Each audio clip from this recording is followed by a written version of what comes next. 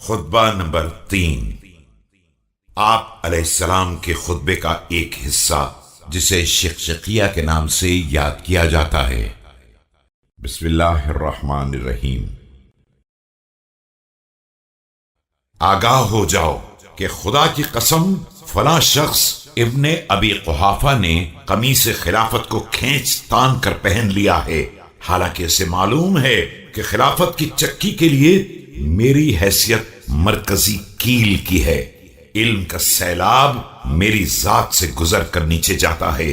اور میری بلندی تک کسی کا طائر فکر بھی پرواز نہیں کر سکتا ہے۔ پھر بھی میں نے خلافت کے آگے پردہ ڈال دیا اور اس سے پہلو تہی کر لیا، اور یہ سوچنا شروع کر دیا کہ کٹے ہوئے ہاتھوں سے حملہ کر دوں یا اسی بھیانک اندھیرے پر صبر کر لوں جس میں سن رسیدہ بالکل ضعیف ہو جائے اور بچہ بوڑھا ہو جائے اور مومن محنت کرتے کرتے خدا کی بارگاہ تک پہنچ جائے۔ تو میں نے دیکھا کہ ان حالات میں صبر ہی قرین عقل ہے، تو میں نے اس عالم میں صبر کر لیا کہ آنکھوں میں مصائب کی کھٹک تھی اور گلے میں رنج و غم کے پھندے تھے۔ میں اپنی میراث کو لٹتے دیکھ رہا تھا، یہاں تک کہ پہلے خلیفہ نے اپنا راستہ لیا اور خلافت کو اپنے بعد فلاں کے حوالے کر دیا۔ بقول عائشہ، کہاں وہ دن جو گزرتا تھا میرا اونٹوں پر، کہاں یہ دن کہ میں حیان کے جوار میں ہوں۔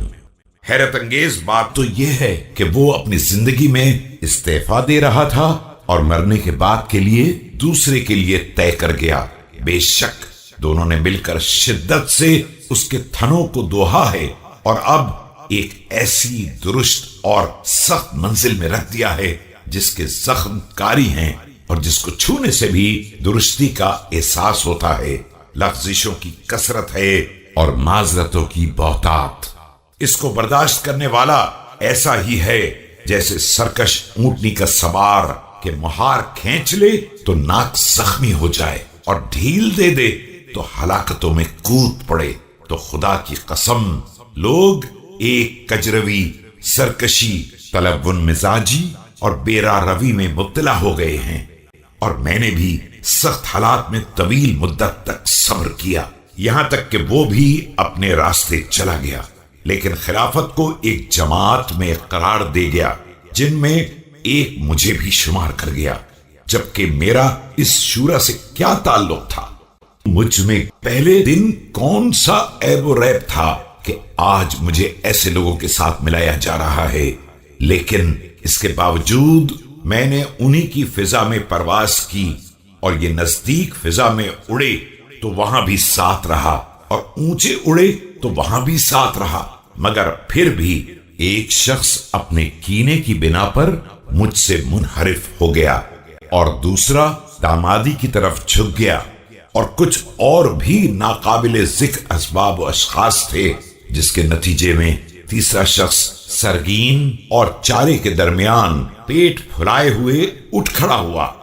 اور اس کے ساتھ اس کے اہل خاندان بھی کھڑے ہوئے، جو مال خدا کو اس طرح ہضم کر رہے تھے جس طرح اونٹ بہار کی گھاس کو چر لیتا ہے، یہاں تک کہ اس کی بٹی ہوئی رسی کے بل کھل گئے اور اس کے اعمال نے اس کا خاتمہ کر دیا، اور شکم پوری نے منہ کے بل گرا دیا۔ اس وقت مجھے جس چیز نے دہشت زدہ کر دیا وہ یہ تھی کہ لوگ بجو کی گردن کے بال کی طرح میرے گرد جمع ہو گئے اور چاروں طرف سے میرے اوپر ٹوٹ پڑے، یہاں تک کہ حسن و حسین کچل گئے اور میری ردا کے کنارے پھٹ گئے۔ یہ سب میرے گرد بکریوں کے گلے کی طرح گھیرا ڈالے ہوئے تھے، لیکن جب میں نے ذمہ داری سنبھالی اور اٹھ کھڑا ہوا تو ایک گروہ نے بیعت توڑ دی، اور دوسرا دین سے باہر نکل گیا، اور تیسرے نے فسق اختیار کر لیا، جیسے کہ ان لوگوں نے یہ ارشاد الہی سنا ہی نہیں ہے کہ یہ دار آخرت ہم صرف ان لوگوں کے لیے قرار دیتے ہیں جو دنیا میں بلندی اور فساد نہیں چاہتے ہیں، اور عاقبت صرف اہل تقوی کے لیے ہیں۔ ہاں خدا کی قسم ان لوگوں نے یہ ارشاد سنا بھی ہے اور سمجھے بھی ہیں، لیکن دنیا ان کی نگاہوں میں آراستہ ہو گئی اور اس کی چمک دمک نے انہیں لبھا لیا۔ آگاہ ہو جاؤ، وہ خدا گواہ ہے جس نے دانے کو شگافتہ کیا ہے اور ذی روح کو پیدا کیا ہے، کہ اگر حاضرین کی موجودگی اور انصار کے وجود سے حجت تمام نہ ہو گئی ہوتی اور اللہ کا اہل علم سے یہ عہد نہ ہوتا کہ خبردار ظالم کی شکم پوری اور مظلوم کی گرسنگی پر چین سے نہ بیٹھنا، تو میں آج بھی اس خلافت کی رسی کو اسی کی گردن پہ ڈال کر ہکا دیتا اور اس کے آخر کو اول ہی کے کاسے سے سیراب کرتا، اور تم دیکھ لیتے کہ تمہاری دنیا میری نظر میں بکری کی چھینک سے بھی زیادہ بے قیمت ہے۔ کہا جاتا ہے کہ اس موقع پر ایک عراقی باشندہ اٹھ کھڑا ہوا اور اس نے آپ کو ایک خط دیا جس کے بارے میں خیال ہے کہ اس میں کچھ فوری جواب طلب مسائل تھے۔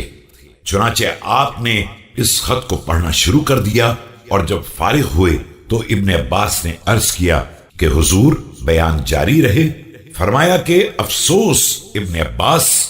یہ تو ایک شقشقہ تھا جو ابھر کر دب گیا۔ ابن عباس کہتے ہیں کہ بخدا مجھے کسی کلام کے ناتمام رہ جانے کا اس قدر افسوس نہیں ہوا جتنا افسوس اس امر پر ہوا کہ امیر المومنین علیہ السلام اپنی بات پوری نہ فرما سکے